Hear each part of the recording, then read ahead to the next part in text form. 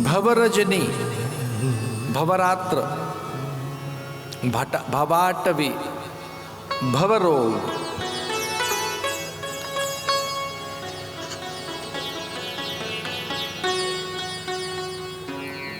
जिसकी कृपा से हम में आध्यात्मिक अभिप्साओं का संचार होता है, जिसके अनुग्रह से हम सत्यान्वेषी बनते हैं अथवा हम में परम सत्य को पाने की प्यास पैदा होती है, अथवा जिसके अनुग्रह से हम यथार्थ को, वास्तविकताओं को, सत्य को जानने के लिए उत्सुक होते हैं। ये गुरु शब्द बड़ा विचित्र है, ये लुढ़कता हुआ सा चलते हैं दोनों, गुरु गुरु गुरु गुरु गुरु गुरु, लुढ़कता हुआ चलता है। पहला गुरु गुरु,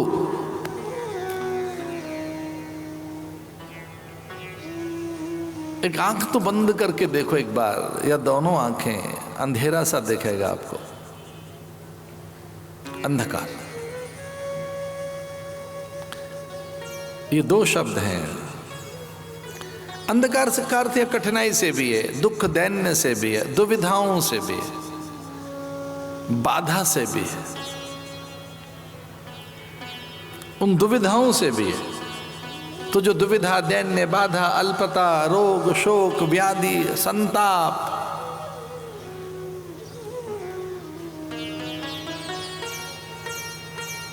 उनसे लड़ने की जो सामर्थ्य दे प्रकाश विचार के रूप में, ज्ञान के रूप में, वह गुरु।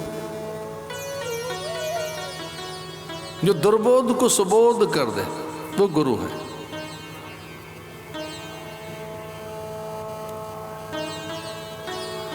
जिसके अनुग्रह से सत्य का जागरण होता है।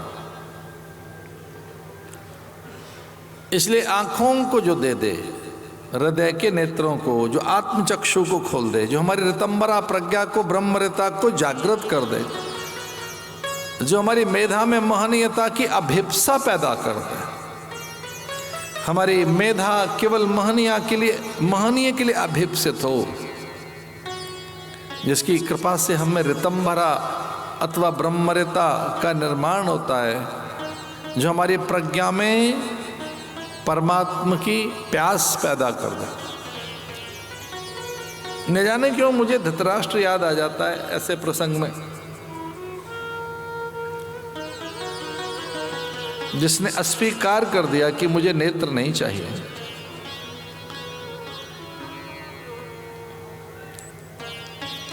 एक बहुत ही बड़ी घटना हो रही थी। महर्षि वेदव्यास नेत्र देना चाहते थे धृतराष्ट्र को, जन्मांध था।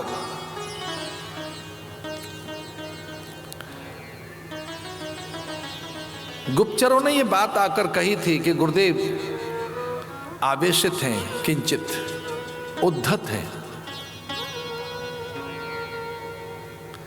उनमें आवेग देखा जा सकता है, और साधु उसे कहेंगे जिसमें आवेश नहीं रहता। आवेश नहीं रहता साधु में कभी, उसमें कोई उद्वेग नहीं रहता, म्लानता नहीं रहती, क्षीणता नहीं रहती, असहज नहीं रहता, अविनीत नहीं रहता, अस्थिर नहीं रहता, असंतुलित नहीं रहता, अस्त व्यस्त नहीं रहता, अव्यवस्थित नहीं रहता, उसमें कहीं अराजकता नहीं देखी जा सकती, कभी नहीं। कोई उन्माद साधु में नहीं देखेगा आपको। साधु तो सहजता का नाम है भैया, और अगर दिख भी रहा है तो वो उतनी सी देर के लिए, जैसे पानी पर लकीरें खींचें तो खिंचते खिंचते मिटती जाती है। साधु में कभी आवेश देख भी लो तो समझ लेना ये उतनी सी देर के लिए कि पानी पे लकीरें खींची हैं तो खिंचते मिटती जाती है। साधु में आवेश नहीं रहता कभी, साधु में कोई उत्तेजना नहीं रहती, साधु उन्मत्त नहीं रहता, अव्यवस्थित नहीं रहता। सबसे व्यवस्थित कोई प्राणी है इस धरती पर तो उसका नाम साधु है, क्योंकि वो विचार से व्यवस्थित रहता है। अव्यवस्थित हैं आप, अस्त व्यस्त हैं, असंतुलित हैं, असभ्य हैं, अशिष्ट हैं, उन्माद है, आवेश है, व्याकुलता है, विकलता है, तो सच मानना विचार का अभाव है। कोई विचार व्यक्ति को स्वस्थ करता है, ज्ञान व्यक्ति को स्वस्थ करता है। केवलम ज्ञान मूर्ति, केवलम ज्ञान मूर्ति, द्वंद्वातीतम गगन सदृशम तत्त्वमस्यादिलक्ष्यम। और पहले क्या बताया? ब्रह्मानंदम परम सुखदम। साधु ब्रह्म के आनंद में रहता है, ब्रह्मानंद में रहता है, जगत आनंद में नहीं रहता साधु। साधु कौन? एक सीधी सी परिभाषा है, संसारी संसार में रहता है और उसके भीतर भी संसार रहता है, और साधु संसार में तो रहता है, उसके भीतर में संसार नहीं रहता, उसके भीतर में जगत नहीं रहता है, वो जगत में तो रहता है।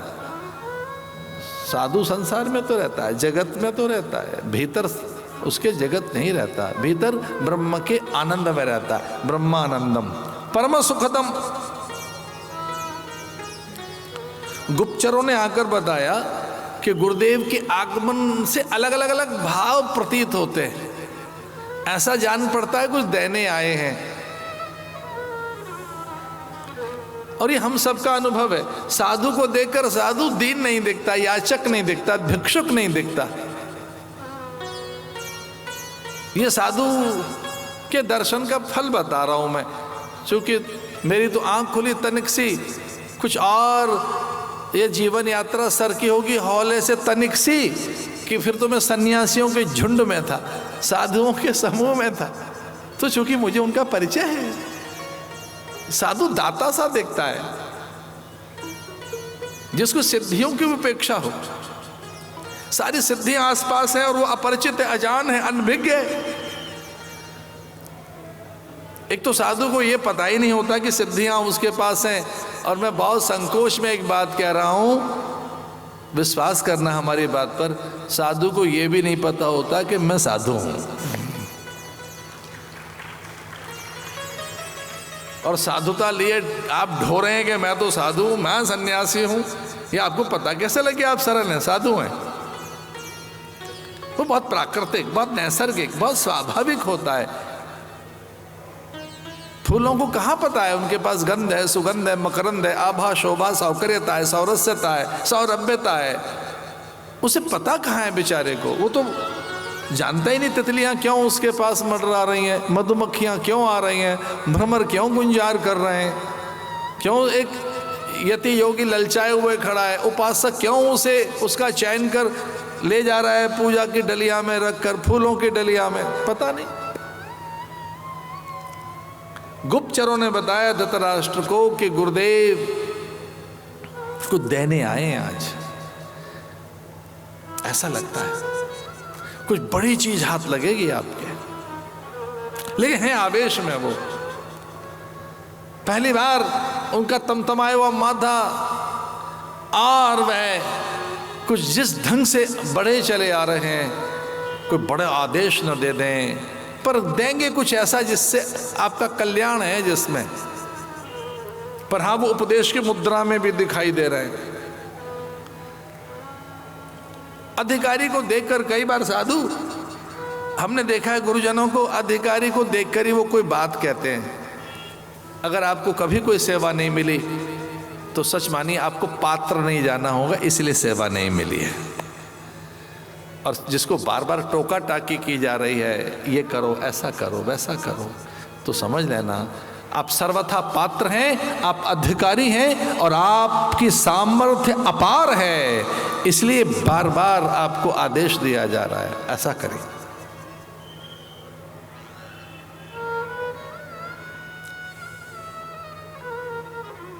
धृतराष्ट्र से कहा गुरुदेव ने कि मैं तुझे नेत्र देने आया हूं। वो बिलक पड़ा कि अब आंखें में लेकर अब मैं क्या करूंगा। मैं चीत्कार और क्रंदन करती अपने 100 पुत्रों की पत्नियों को जो मेरी पुत्रियां जैसी हैं। मैं धतराज 100 वधुओं के नेत्रों के अश्रु, उनका चीत्कार क्रंदन देखूंगा। वो अपने अपने पतियों के शवों के पास रो रही होंगी। ये मैं जानता हूं कि वो सब खेत बन जाएंगे। कुछ दिनों के बाद उनकी एक फसल शवों की दिखाई देगी मुझे, धू धू करता उनका चिता का वो धुआं, अग्नि, एक नहीं बचेगा, वो एक भी नहीं बचेगा।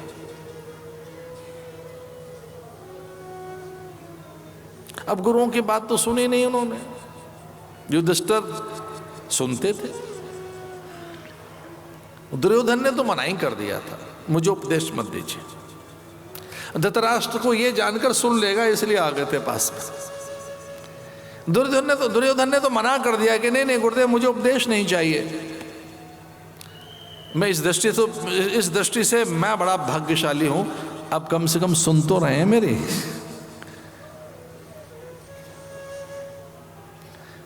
जानामि धर्मम न च मे प्रवृत्ति। गुरुदेव बस कीजिए, मैं धर्म जानता हूं, लेकिन हाँ मुझ में उसकी प्रवृत्ति नहीं है। मैं धर्म जानता हूं, न च मे प्रवृत्ति। जानामि अधर्मम न च मे निवृत्ति। ऐसा नहीं है कि मैं अधर्म को नहीं जानता, मुझे क्या करना चाहिए मैं जानता हूं, पर कर नहीं पाता। और ये मैं जानता हूं कि मुझे ये नहीं करना चाहिए, मैं उससे निवृत्त नहीं हो पा रहा हूं, निवृत्त नहीं हो पा रहा। ये निवृत्ति बिना सत्संग के नहीं आएगी, प्रवृत्ति बिना सत्संग के छूटेगी नहीं, अथवा सत्कर्म में प्रवृत्ति सत्संग से आएगी। और प्रपंच की अथवा इन प्रवृत्तियों से मुक्ति और निवृत्ति अध्यात्म नित्या विनिवृत्त कामः, विनिवृत्त कामः, ये बिना सत्संग के ये स्थिति नहीं आएगी। न च मैं निवृत्ति, मैं निवृत्त नहीं हो पा रहा हूं क्योंकि मैंने सत्संग का अभ्यास नहीं किया, मैंने आपके चरणों का आश्रय नहीं लिया है। इसे गुरुदेव कहीं मुझसे अपराध न हो जाए, मैं आपकी उपेक्षा कर सकता हूं, तिरस्कार कर सकता हूं, मैं बहुत बड़ी अवहेलना, अवमानना और अपमान भी कर सकता हूं। बस एक काम करना, मुझे सत्संग नहीं सुनाना। ये मैं अच्छी बातें सुनने के लिए अभ्यास ये नहीं हूं अभी। धृतराष्ट्र सुन सकता था इसलिए पहुंच गए वहां, और उसने कहा कि मुझे आंखें बद दे देना, और मुझे तो मन और बुद्धि की भी आंखें नहीं चाहिए क्योंकि अब मैं सत्य का अभ्यास ही नहीं रहा। तो गुरुदेव ने कहा मैं तो तुझे प्रज्ञा चक्षु देने आया हूं, आत्म चक्षु देने आया हूं, तेरी अंतर की आंखें देने आया हूं। उनसे तू सत्य देख सकेगा, ईश्वर को पहचान सकेगा, सब कुछ जान सकेगा। और उसने मना कर दिया, नहीं चाहिए। बस आपसे इतना ही निवेदन करना था। गुरु कुछ और नहीं, दृष्टि प्रदान करता है, कुछ और नहीं, जिससे कि आप अपनी दिशा को देख सकें। और अगर दृष्टि ठीक नहीं है आपकी और आपने दिशा तय नहीं की है तो हो सकता है कि दशा बिगड़ जाए, हो सकता है दशा बिगड़ जाए। ठीक दशा के लिए ठीक दिशा में आप जा रहे हैं कि नहीं, ठीक डायरेक्शन में आप जा रहे हैं कि नहीं, ये गुरु का काम है। उस दिशा में आप हैं कि नहीं, जिस दिशा में आपको जाना है